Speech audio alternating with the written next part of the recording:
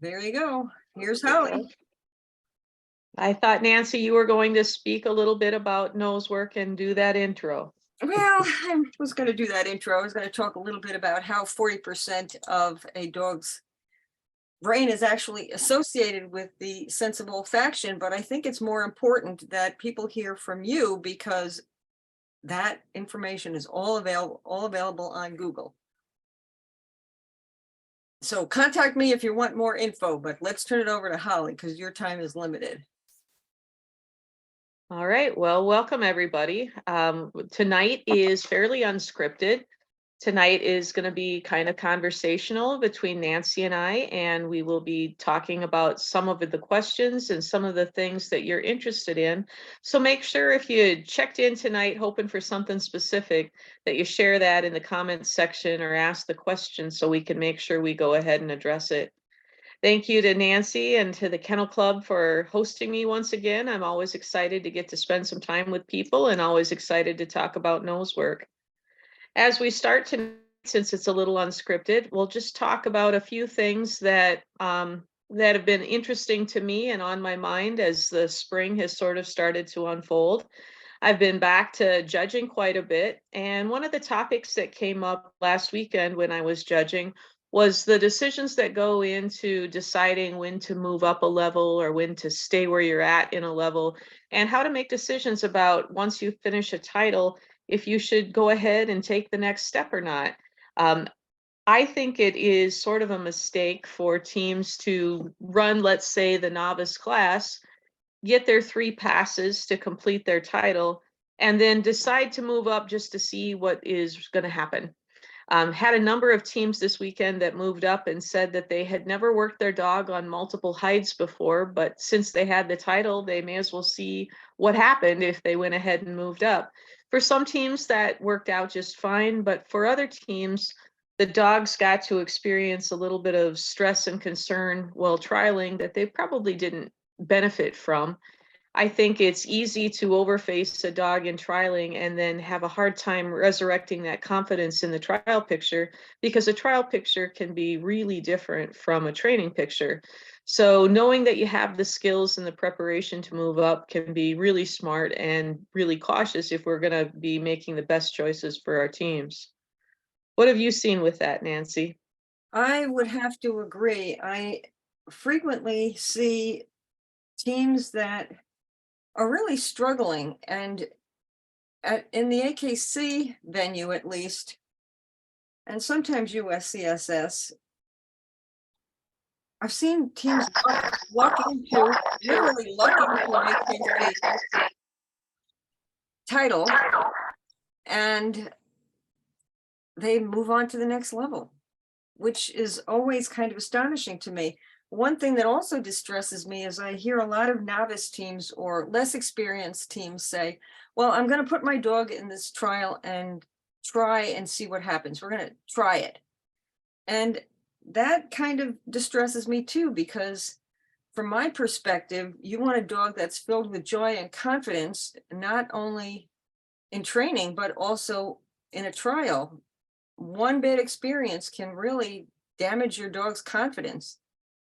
So I tend to err on the side of caution, and I'm interested to hear what you say about that, Holly. I like to know when I enter a trial that I've done all the preparation I can do to set the dog up to be as successful as possible. If I'm going to encounter anything that might be stressful or unusual or experience hardship, I want to have that happen in training so that I have the opportunity to control what happens. If my dog encounters a hide that's a challenge in training, I can take a time out, I can add odor to the puzzle, I can abandon the puzzle. There's just very little pressure on me to make decisions in the moment and react to things instantly if things are going wrong in training. We can almost always stop the action, stop back, modify things, and come back in.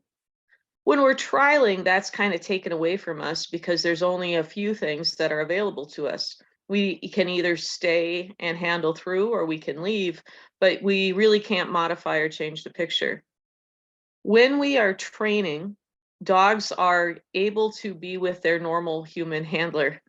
When dogs are trialing, they tend to be with a kind of an alien handler that's sort of leaked out and surprised them by behaving bizarrely. And the dog encounters more stress with that because the handler is more nervous, under more pressure, gets embarrassed, has bigger feelings when they're trialing than they might have had when training. So what I like to do is stack the deck in favor of the dog as much as I can before I compete, and have the dog really ready. So I feel like we're not going to encounter any of those bumps unless something really weird happens. And if that happens, my dog has enough resiliency from all of its practice that we'll probably be able to cope with it. As most people that know me know, I just got a new puppy, and just means like December. So it's not, the puppy's not so new anymore, and she's getting to be quite large, and she's certainly been playing the game for quite a while now. And so the question always becomes, when are you going to compete? What are you going to do? And some of the things I think about when I decide when should this dog go into competition certainly extends beyond, can the dog find odor? Right now, little Zuzi is pretty good at going to new places. She's pretty good at stress. She's pretty good at finding the thing. And I am reasonably sure that if I entered her, she would be successful at a novice level or a level 1 in CPE. And I'm pretty sure she could do an NW1. But I'm probably not going to consider doing anything like that with her for another year. And it isn't because I don't think she's ready. It's because I don't trust that she'll be as resilient as she will be at 1.5 years. At 6 months old right now, she hasn't had a ton of experience in life. So if something goes bad, there's no context for her to go, that's just the way the cookie crumbles, but most of the time it's all fine, so I'll roll with it. Everything's so fresh and new to her that an oddball experience is likely to mean more to her than after she gets a little bit older and has a little bit more hours at life. So I'm in no hurry to put her in. I'm in no hurry to get started as quickly as possible. And when I do start her, my picture in my head is I would like to keep her at the intro levels long enough that she starts thinking that competition is the easiest thing on the planet. And that means staying in novice longer than it would take to get a title, staying at level 1 longer than it would take to be competent at level 1, and just keep her there so that she's having fun. She gets a bunch of experience. She gets a whole bunch of experience of being successful. And it doesn't occur to her that failing in the ring is something that's likely to happen. Once that picture looks like that, then I'll entertain moving her up a level. And I'm in no hurry to ascend, because what I really want is a bedrock of success to build more success, to build more success, so that I have that brightness at the start line instead of any concern. And I think processing through that can be really helpful. Because I have a new dog, I always start asking myself, what am I wanting to get from competition? What does it mean to me to compete? What are my goals? Why do I choose to invest money and Saturdays and Sundays pursuing a title? What is it that I'm taking out of the sport? And answering that question can be really informative on making decisions about what level we enter at and what level we stay at. For me, I really enjoy competing because it invigorates my training. I train a whole lot harder when I have the excitement of a trial ahead of me. And I really like to trial to see how my training's working. And I really like the training. I like the interaction between trialing and training, so that I can always be on a loop on how to get a little bit better, how to get a little bit more, and just seeing what my ideas and what our practice does when it's put under pressure and put out for public consumption. What does that look like? So since for me, what I want to do is verify that my training is effective, skipping ahead of my competency doesn't make any sense, because that isn't why I compete. I don't compete to see if I can complete a title. I compete to see if my training is holding up. So I'm going to make trial choices that will support that. So, does any of that resonate with you, Nancy? Any thoughts that you want to add? Yeah, it absolutely does. And I'm thinking of 2 handlers that work that are in our group, who have very specifically, either worked their dogs at the same level for quite, and every dog, it's not just one dog, it's every dog at the same level in AKC for until they have their elite titles. And another who has a summit level dog, who has a younger dog, who is working the young dog and taking her time with the young dog to make sure the dog has the confidence to succeed. One of the things that keeps popping into my head as you've been speaking, Holly, is how quickly when we trial, we forget that we can abort. Mhm. We've paid our money and we have 2.5 or 3 minutes or however long we have, and we will drag our dogs around that search area, even though they are frantic and desperate. And stopping a search, if it's not good for your dog, is the best thing to do, at least from my perspective. Yeah, absolutely. And not just in nose work. I've had Yes. times where I've had a dog in the ring for another sport and made choices. For instance, my dog was competing in open one day, and I think we were doing the signal exercises in an AKC open class, and I had left him on a stay across the ring, and in the touching ring behind him, the rally dog that was competing behind him went out of control.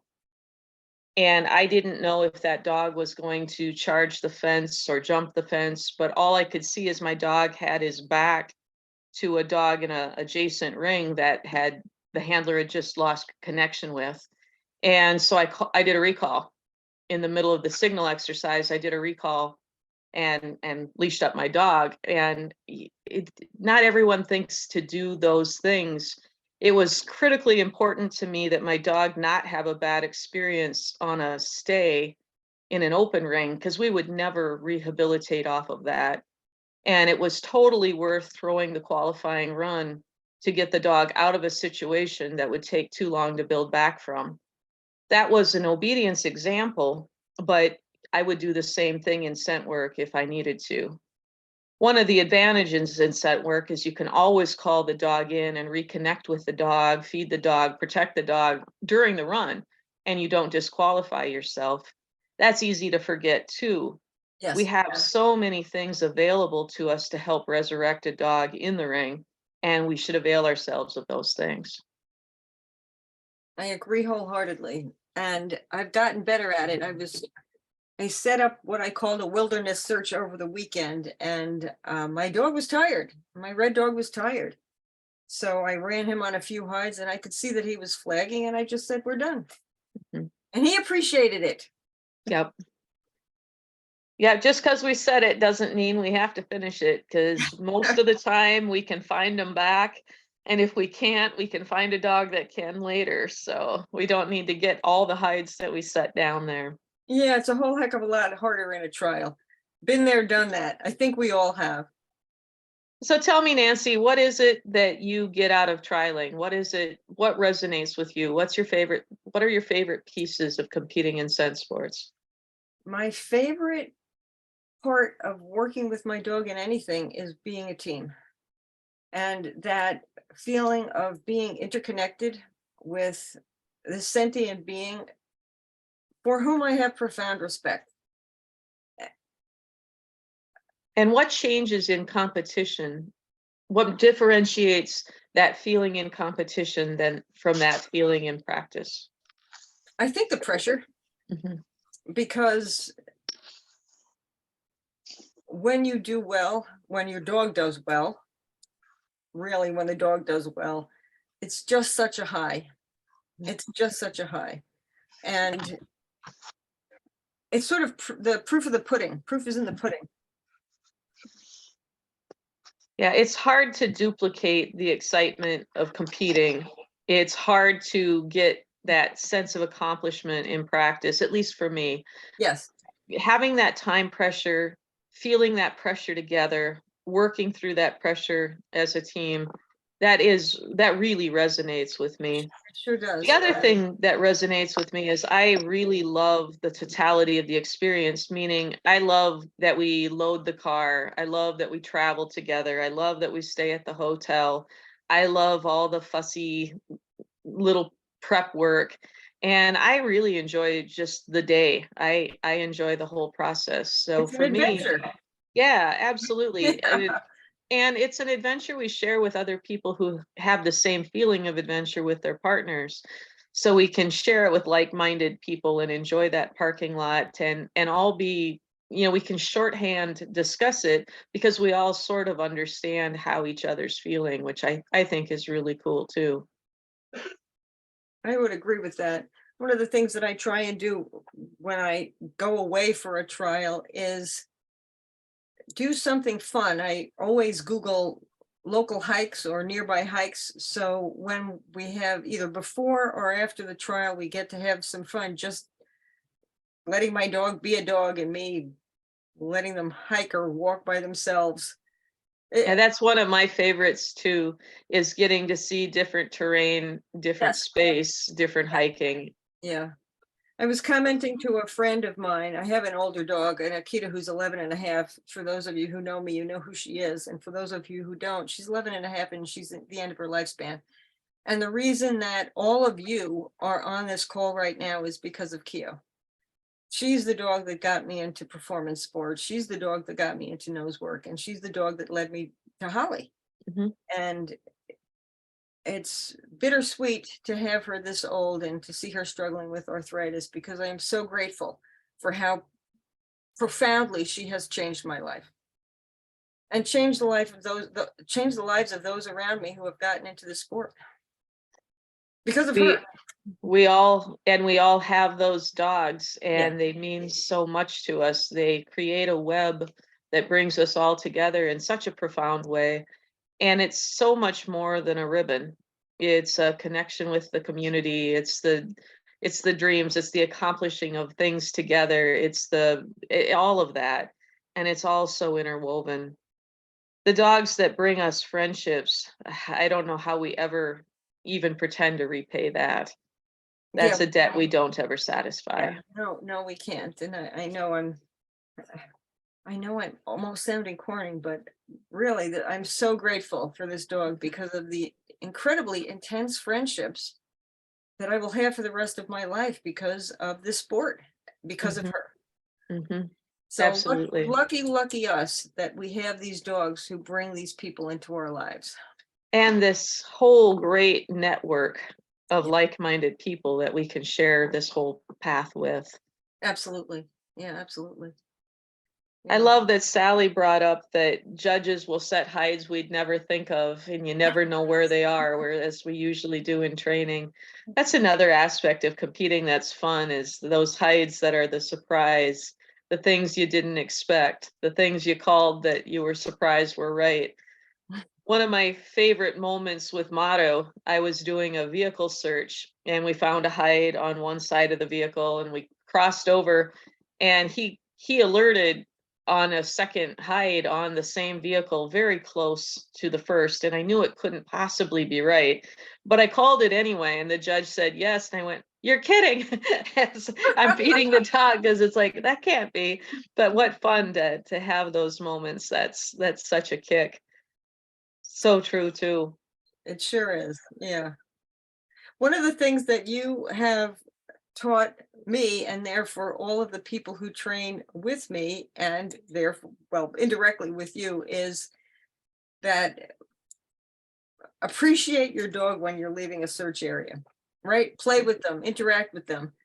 And I've been judging last few weekends that I've judged. I've seen people basically walking with their dogs at the end of the leash, walking ahead of their dogs at the end of the leash, and not interacting with their dog. And the dog did all the work. Right? The dog did the work. Yeah, and They and we've deserve all done more. it. We've all done it, but it's something that I'd like to never do again. Yeah.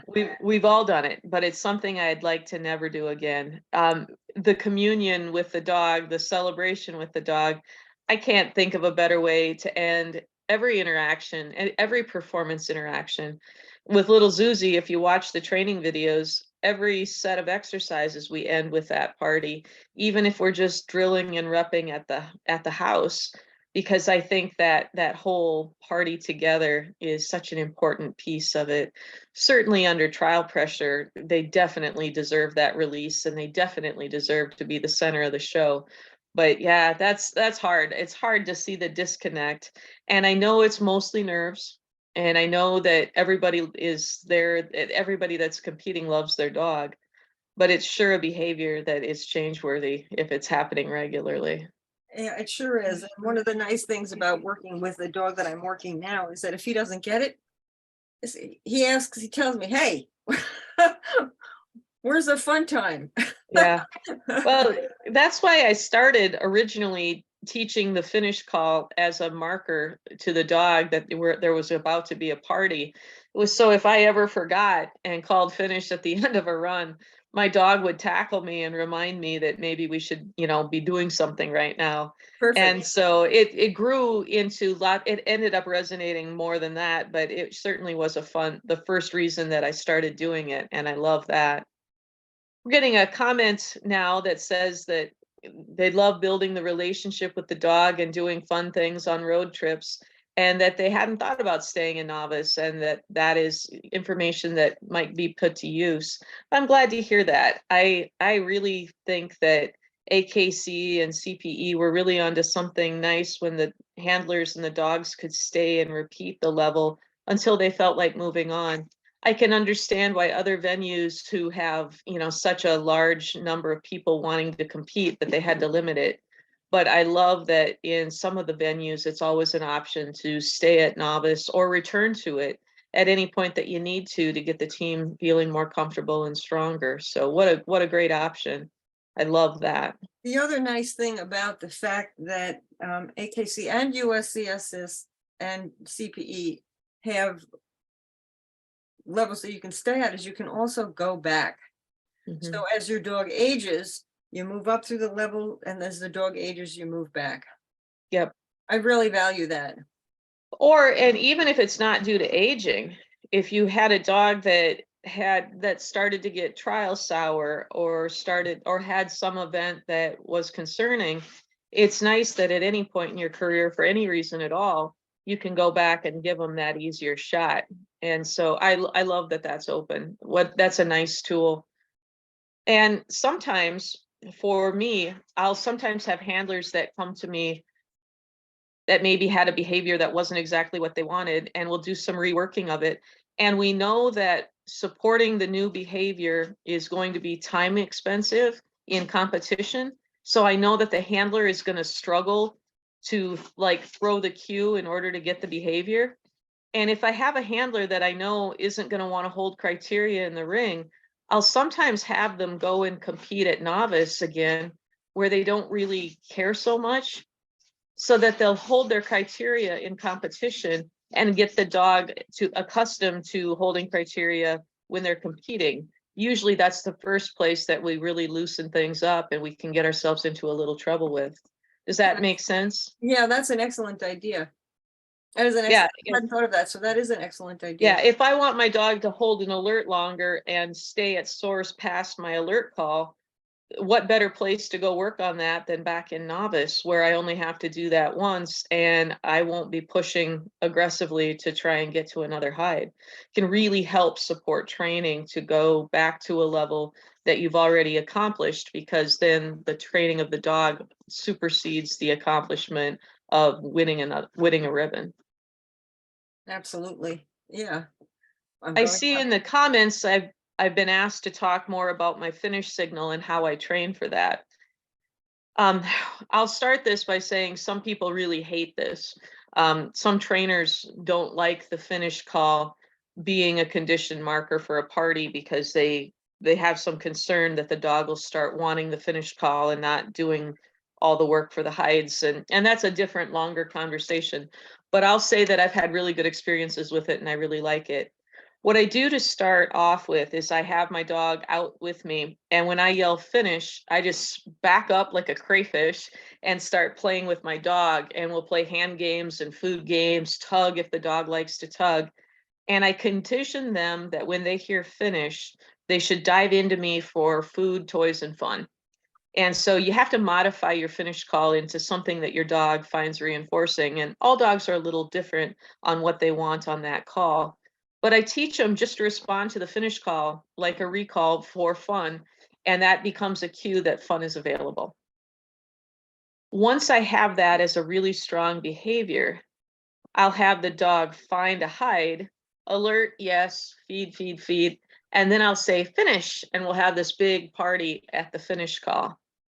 Now in competition, I can call finish and my dog will reconnect with me.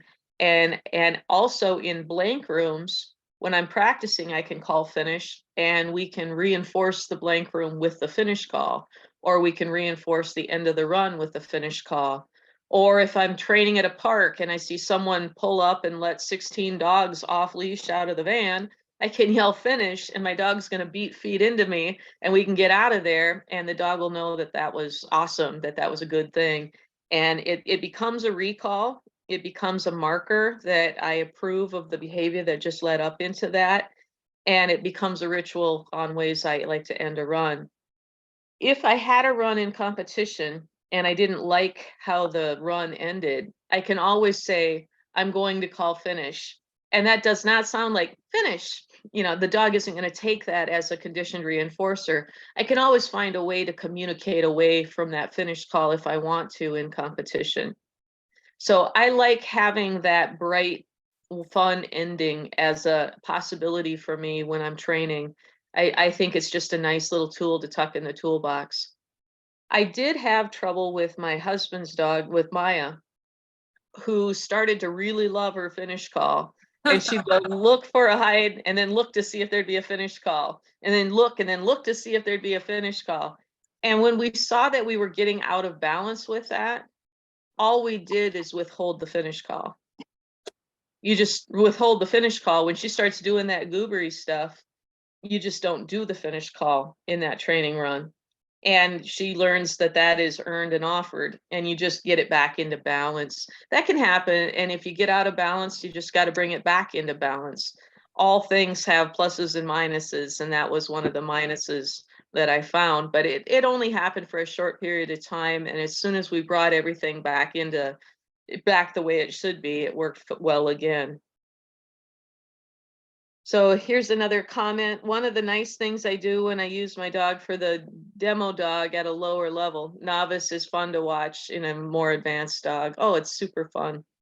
Yeah, I like doing single hide searches just a lot in training. And so getting to do it in trialing is fantastic too. Do you train the finish call with your students, or do you have a similar behavior that you offer? I know that you would need a different gesture or a different communication. Do you have that marker? I don't, because my dogs are deaf, but they can tell by my body language and my attitude that we're done. And the people that train with me do have a finish call, and thanks to you, we have pretty much all implemented a fun party at the end of the search. Good. With no one that I can think of that works with us, that's in our group, has that problem where the dog keeps looking, is this the finish? Is this the finish? And I think that's because inherently nose work itself is so much fun. I mean, I've seen multiple dogs in our group bypass cookies, bypass the reward to move on to the next hide. And I know my red dog does that too. He's just so in the moment, so to speak, that he finds a hide and here it is. He knows that I acknowledged that hide and he moves on because he likes searching as much as he likes the cookies. That doesn't always happen because he's kind of a cookie fiend, but I've seen it happen multiple times. Sure. Which Yeah, I think that's is pretty cool. the greatest thing about this sport is how much they love it. I mean, they all love it. They know they know how to search. Again, 40% of a dog's brain is associated with contemplating and cogitating about the sense of olfaction. So Yeah, it's the gift we get back, getting to see how they process the world and see how everything moves. I never tire of it. Such a thrill to just put a hide out and then have the dog report on where the currents are taking it and how they discover it and what angles they use to get there. And it never stops being just fascinating for me. Laura and I were working up at the local fairgrounds, and it was just so much fun to see Toka's head up and he's checking the air currents. Where's that odor? Where's that odor? It's just fascinating. I see that someone added a comment.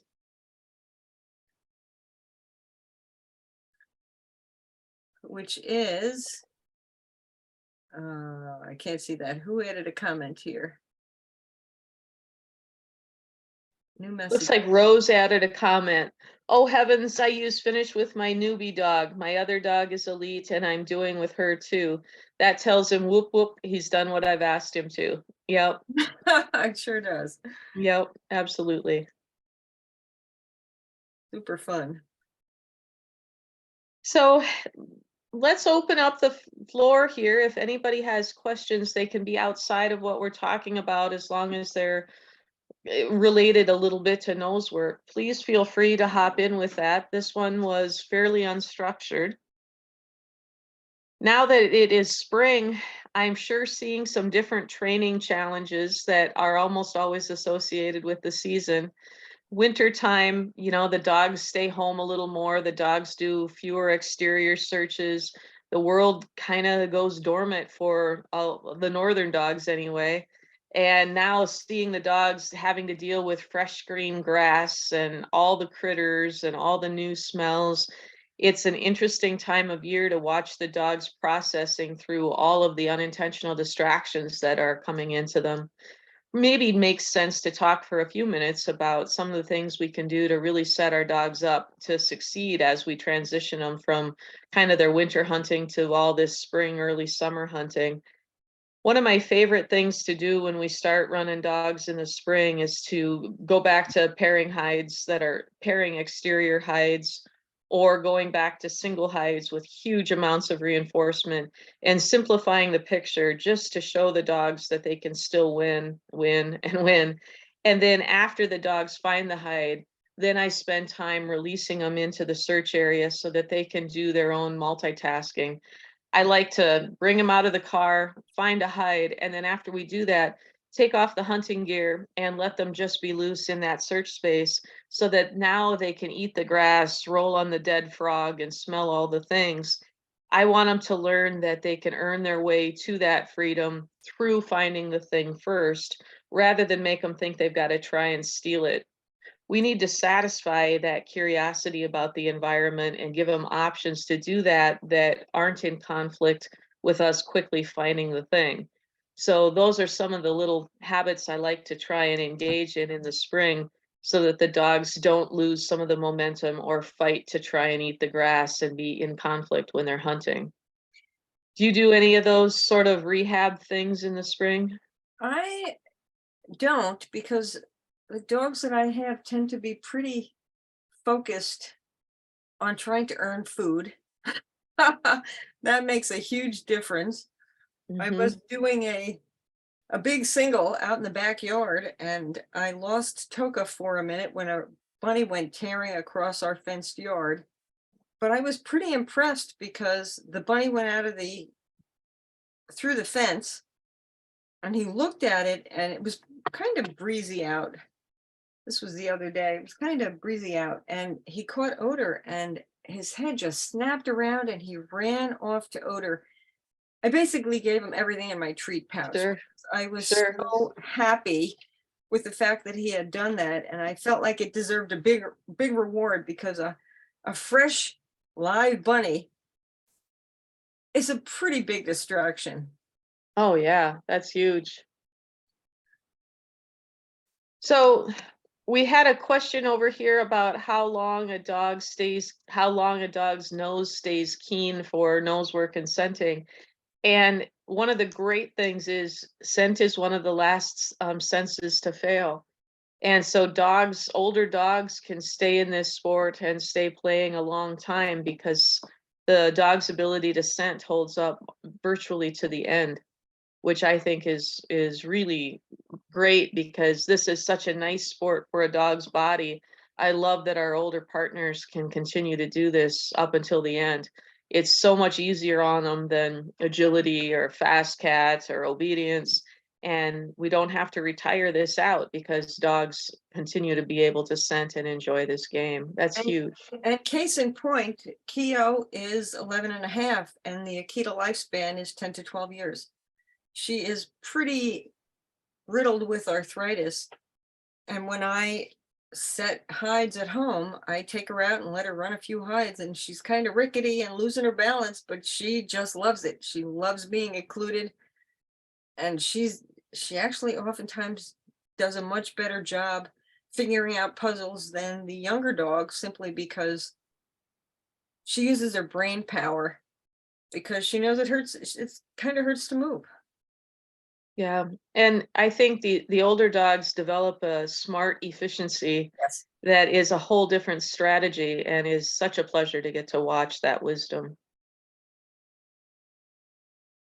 So we have a question over here. What are you seeing as people's biggest challenges? Training, trial atmosphere, anything related?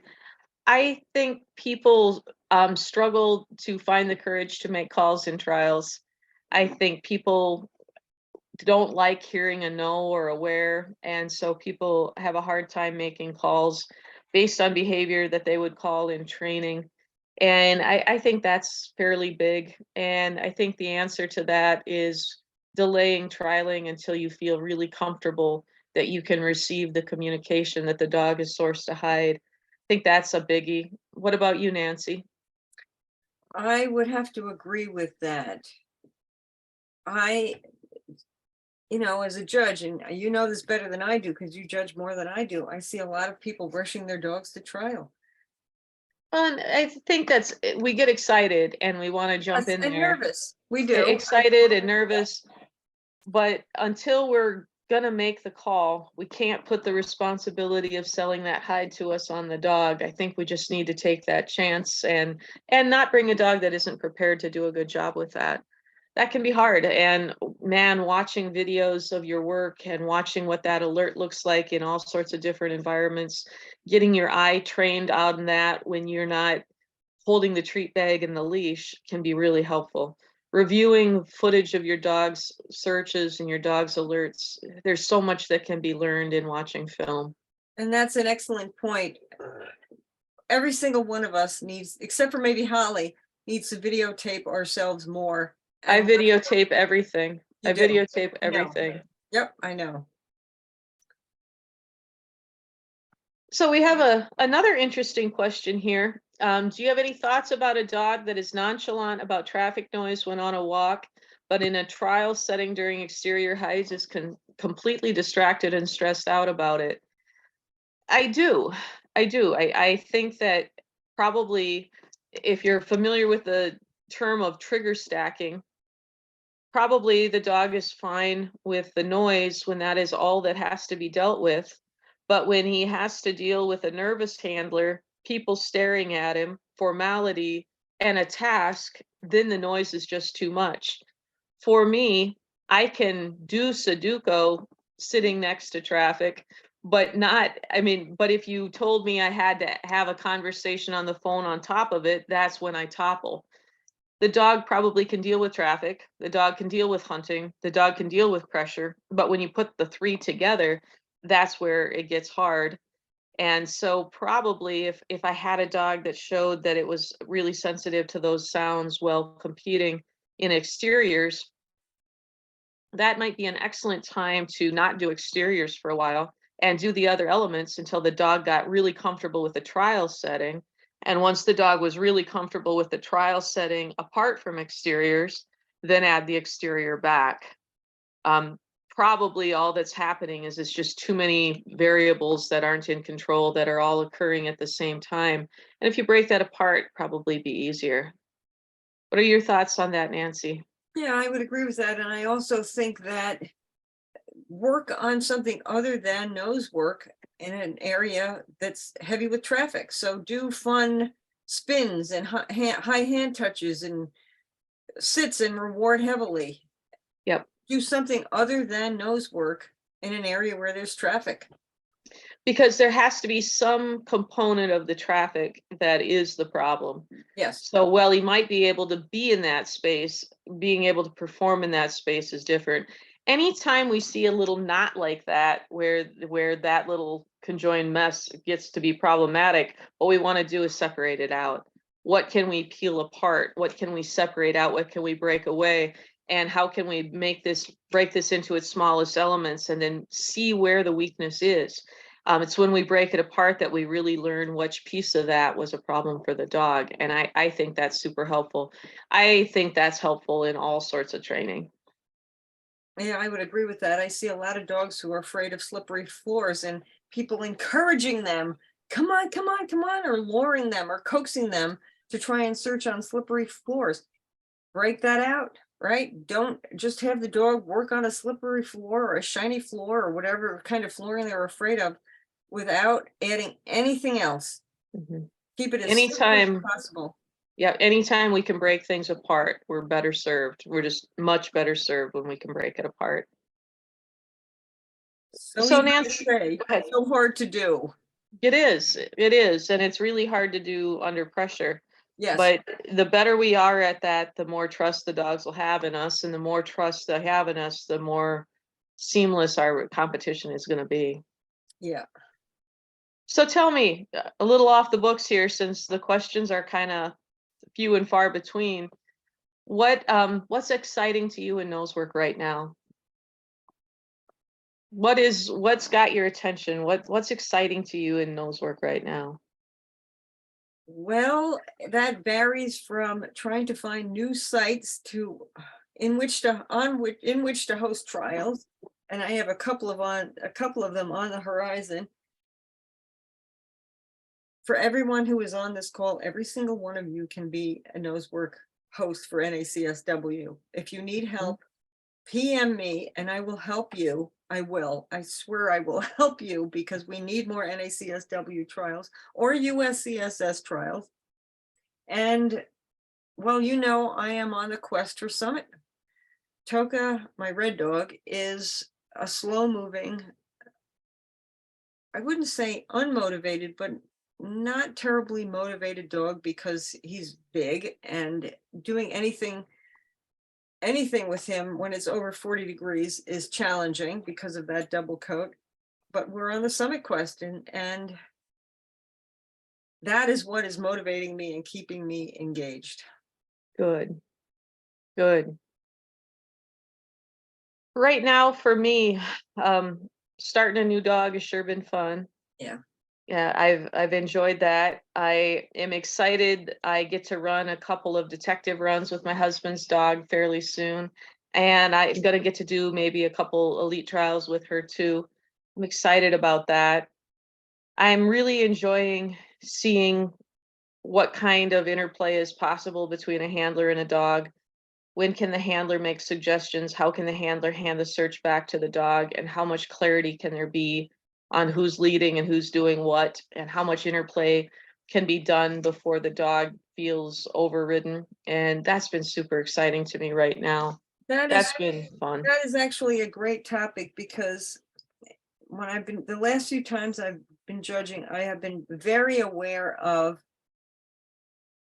how much people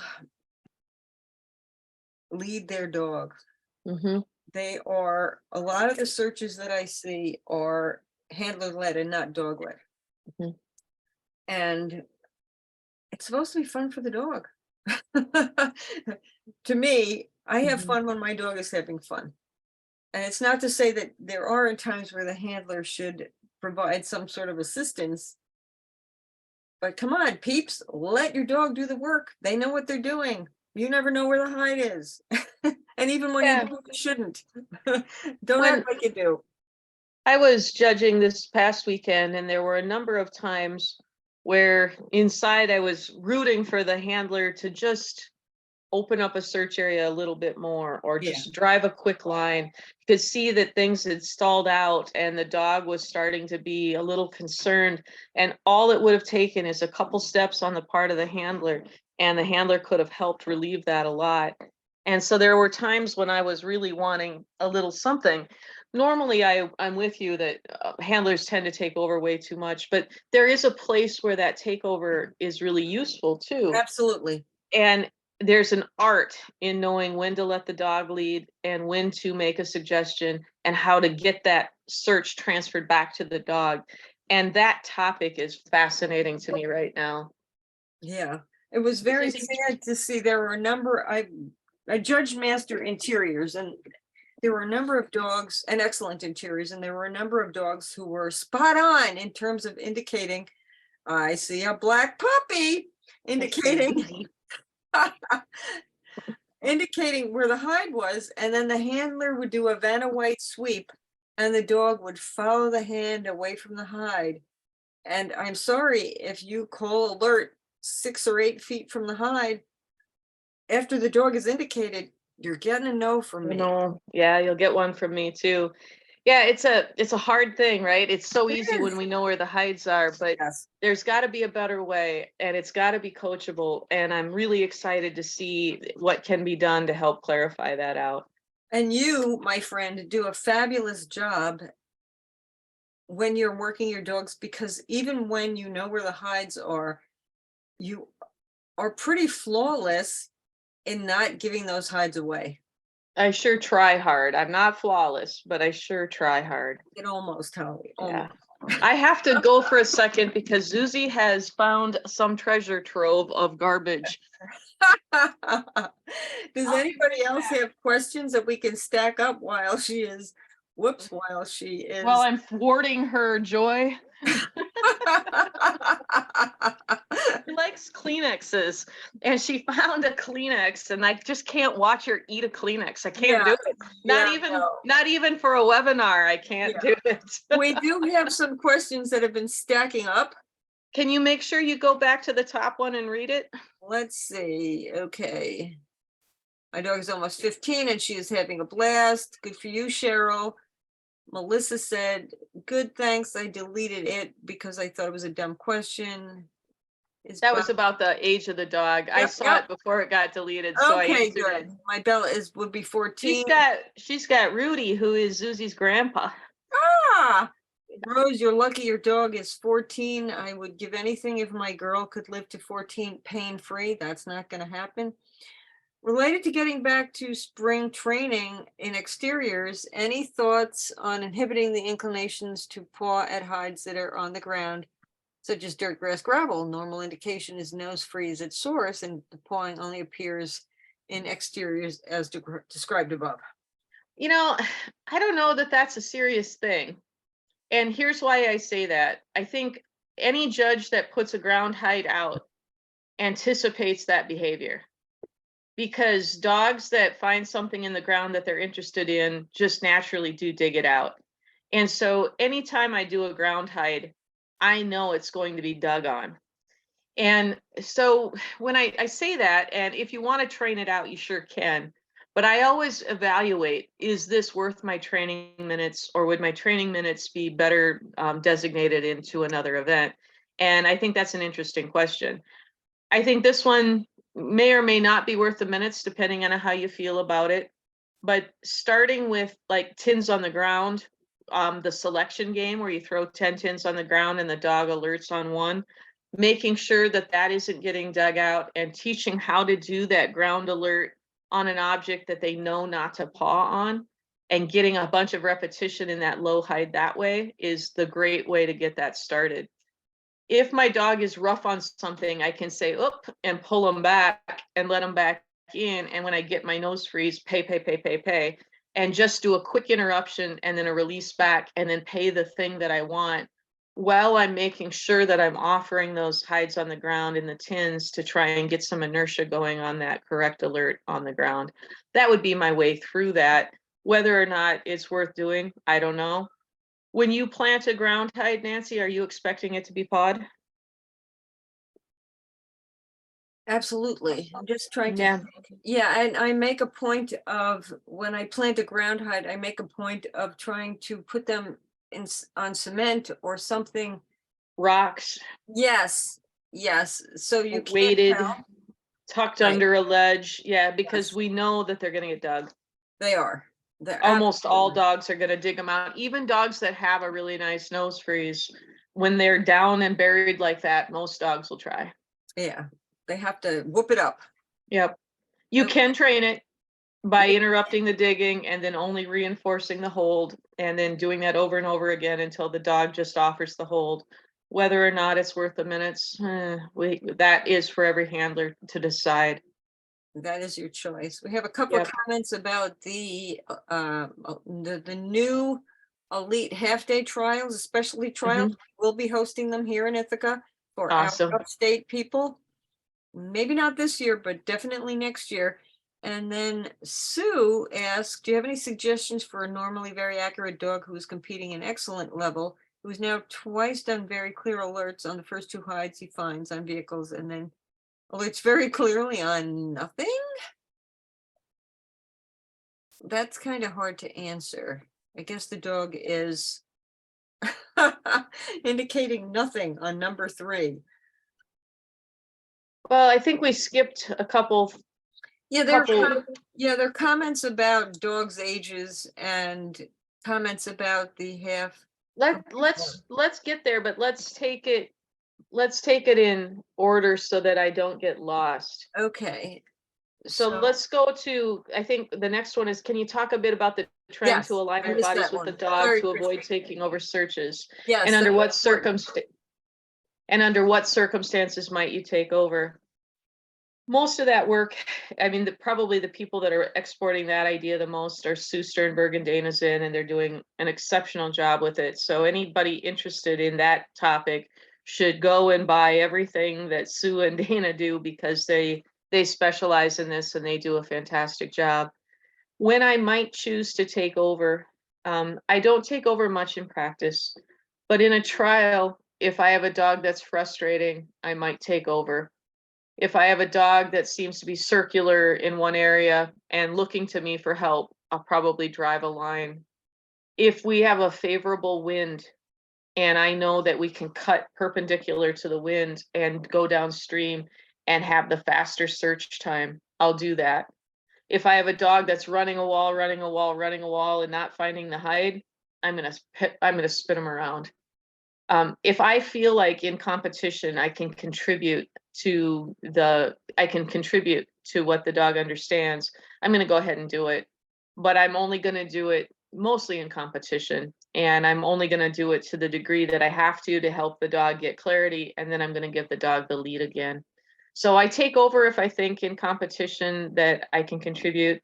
I don't take over a lot in training, because if I do that, then my dog doesn't learn how to do that skill without me, and it will require me to see what's going on before the dog can solve that puzzle. And I would rather have the dog learn how to do that, because they'll realize the need to do it faster than I will. But those would be examples of when I might do that. One of the statements that you made early on when we were working together was clarity is kindness. And Mhm. that has really stuck with me, Yeah. because as a human, I tend to be pretty fuzzy. My criteria shifts. Sticking to criteria can be very difficult, but it is so much better for the dog. Oh, it really is. It helps them so much. And the clarity is kindness. I got to get a poster for my wall, but I have multiple t-shirts that say it. And I really think there's a ton of value to keeping that in mind. I have now caught up with our question from Sue. Do you have suggestions for a normally very accurate dog competing at excellent level, who now clearly alerts on the first two hides and then alerts on nothing, which I'm going to assume means false alerts? I think what happens, and the excellent class is where it starts to happen, is the dog gets that cadence of find it, hold, get rewarded, find it, hold, get rewarded. And the dog gets either a little tired, a little excited, or a little caught in the confusion of that triple, and just starts offering, especially if we have a trained final response, starts offering that train final response because it just paid out twice. Will it pay out again? And I think they sort of start testing that, especially under pressure. If I saw that and I wanted to work on it, what I would probably do is I would go back to training on 2 hides, alert, alert, and then search past the second hide and extinguish the alert altogether and let them do some searching, searching, searching, call finish. And then as soon as I'm not getting that behavior, then go ahead and present that third hide back out and give them that target. But what we need to extinguish is having them learn that the freeze gets paid, the freeze gets paid. Now I'll just offer a freeze. We need to extinguish that offered freeze. Going back to 2 hides and searching for a little bit of time past that second hide would be the first step. And then adding it back would be next. But for sure, a dog in excellent level is early in its career, and any sort of trained final response, the dog will just start duplicating it. Some dogs will start duplicating it to see if they get paid. We need to withhold the payment, and then we need to build some tolerance for searching past that second hide. Would you add anything to that, Nancy? I think that's a perfect solution. Well, we ask the dog, and the dog will tell us if it works or not, but that Right. would be the first thing I'd want to try. Our next question is, would we expand on the gear, like leashes and harnesses, special things for doing trials? All of that is so personal, whether or not you search in collar, in harness, how long your leash should be it be a flexi, should it be leather, should it be all of those things. I mean, that's its own, that really could be its own webinar, because I think there are so many neat ins and outs of it. One of the cool things about nose work is it requires very little gear. You can hook onto a flat collar with a 10-foot leash made out of an old clothesline and you've got enough. And then anything you do past that is all bonus and extra. I like having harnesses for a contextual cue for some dogs to search, or a contextual cue for some dogs not to pee in a search area. I like dogs to be able to search in collars in case I think I'm going to be doing a lot of leadership in a search and using my leash a lot. I'll ask you to, if you have a more specific question, to ask that, but no hard and fast rules about any of the equipment. It really becomes handler preference and dog preference. It's What would you, interesting. go It's ahead. interesting to talk about the use of harnesses, because my boy dog, he's an Akita. He's a male Akita. Even though he's neutered, he is a male Akita, and he will mark on anything. If I Mhm. put a harness on him, it doesn't matter if it's for parkour. It doesn't matter if it's for tracking. It doesn't matter if it's for nose work. He does not pee in a harness. Yeah, it can be pretty powerful cue.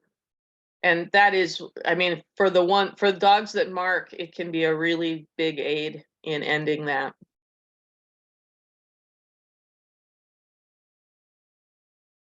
We have a question about when we know it's time to stop trialing an older dog. If the older dog isn't having fun anymore, Yeah. if it looks like they're not in a hurry to get to the car, if we're not having fun trialing behind them anymore, it's okay to stop.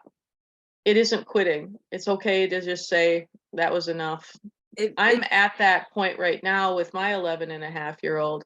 Yeah. I am having to make that decision. We're scheduled to do another elite trial in a couple weeks, and I'll pay attention to how she's feeling and make a decision on whether or not we keep that entry or we let it go.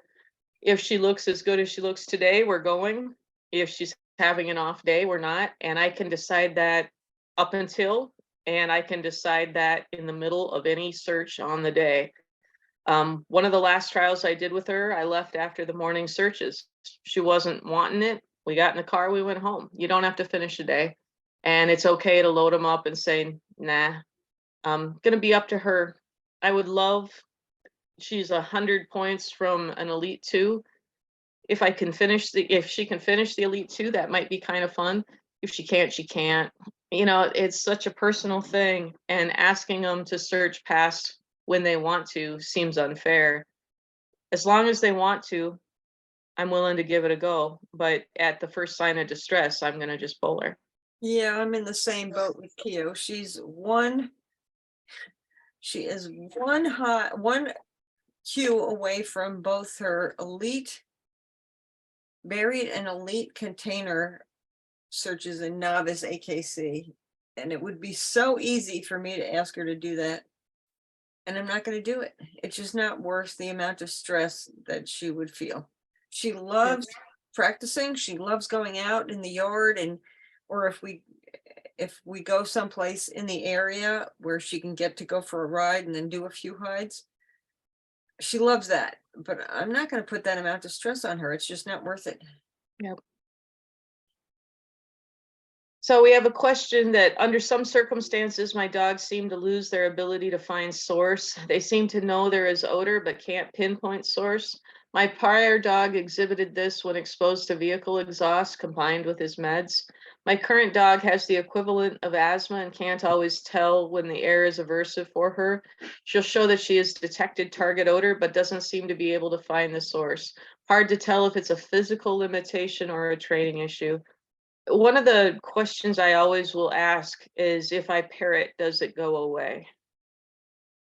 So, if pairing solves it, then it makes me suspect that it's a training issue. If pairing doesn't solve it, then I would suspect physical limitation.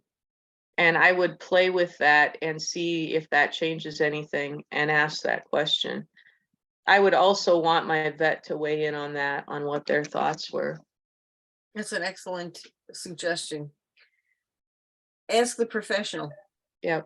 Yeah, and if pairing solves it, then my guess is it's a training gap. If pairing doesn't solve it, if a meatball there doesn't solve it, then my guess is it's physical. But when in doubt, get that vet input, because they would know better. Then we have someone guilty of leading the dog and working on letting the dogs lead, backing off and showing them I trust them. They do so much better. Oh, amen. That's something we all wrestle with forever. Let me interject here. Mm-hmm. Okay, so I run defecators, and when my boy dog was reaching the end of his elite NACSW career, I thought, I'm just going to let him run off leash, because what's the worst thing that could happen? We have to do some more elite searches. Oh, shucks, because elite to me is the best level ever. Every time I let him run off leash, he was 100% correct. Isn't that huge? It's not that he wasn't 100% correct when I had him on leash. Nancy, we're Yes. getting told we need to wrap up for the Kennel Club. Okay, so you and I can keep going on, and the Kennel Club can hop off if they need to. Okay. If we have questions that we need to answer, let's keep going. Okay. And whoever else needs to hop off can hop off. I remember one elite trial in particular where literally every time I let him run off leash, he was perfect. And I thought, oh, well, I thought, well, our results will degrade. And we actually did better because I was getting out of his way. To me, that was a really powerful statement. Yeah, and it's the dogs do this. The dogs can do this. It's their job. So we've got a question about, should we take over a search if your dog is clearly missing an area before she moves away from that general area, or let her complete the search all on her own and then guide her to the missing area? I don't do a lot of guiding back to a missed area unless it was like entirely missed. If you set hides and if you set hides in one area, let the dog run, then peel away those hides, set them in another, rerun, you'll see that dogs can catch odor from very far away. And this whole concept of handler needing to drive coverage is, for the most part, a handler fiction. If the dog doesn't know that the second room was in play, you got to get them through the door of the second room. So there are times where if the dog can't understand what the searchable space is, sometimes you do have to do an assist to get them in a new space. But man, dogs can usually find hides from quite a distance away and will typically pull into active areas. I think playing with that to see how close you need to get your dog and how far they can work from is really big information. And the answer on all of that will be dependent on circumstances and very dog dependent. Play with it and see how much coverage is necessary. We tend to make dogs look way closer and at way more stuff than they ever need to.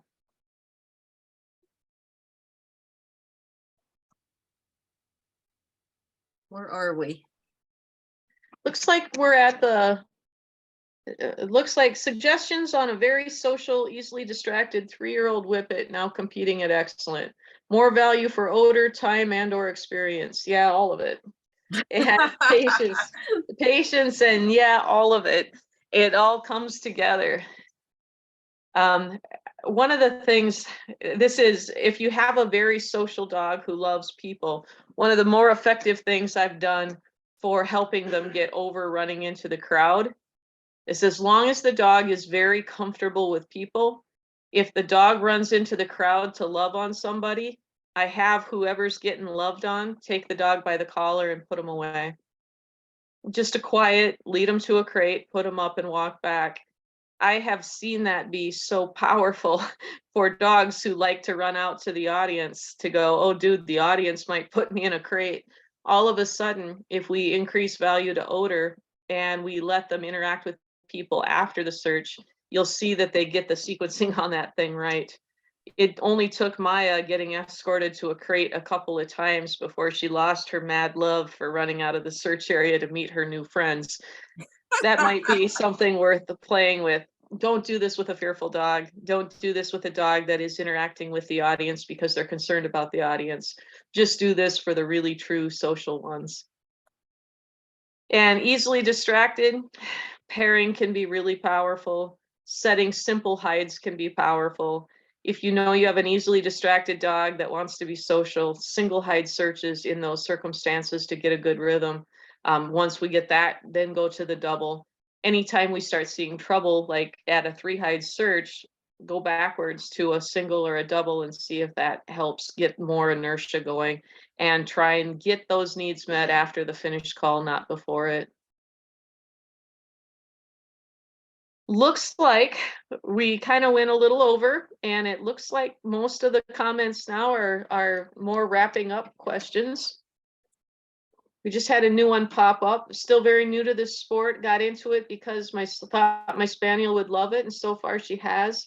It's been enlightening learning more about how scent behaves and seeing the world a bit more like she does.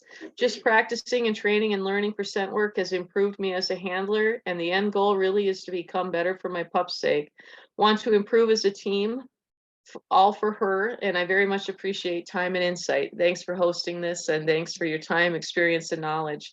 Those are the sentiments that make this all worth it. So I'm glad that there were pieces that were useful to you, and I wish you the very best as you keep hunting.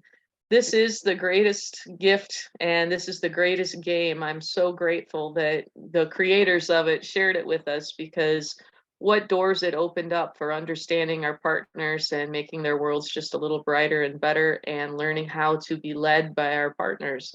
I love being able to be told what to do by my dog, and this sport was really designed to do just that. It sure is. And let me just add my own thanks, Holly, because I have nowhere near your level of expertise and breadth and depth of knowledge. And it was very kind of you to act as if I do. Ask me questions and for my input. So you underestimate yourself, and you are excessively humble. This was super fun to get to do an exchange of ideas and to have more voices. So thank you for hosting, and thanks for all you do for the Kennel Club. This was super fun. So I sure appreciate it. And watch my Facebook page, The Brainy Canine, for more fun activities and offerings by me and by Holly. Yep. We'll see you online, folks. Yeah, thanks everybody. Thank you, Holly. We appreciate your expertise tremendously.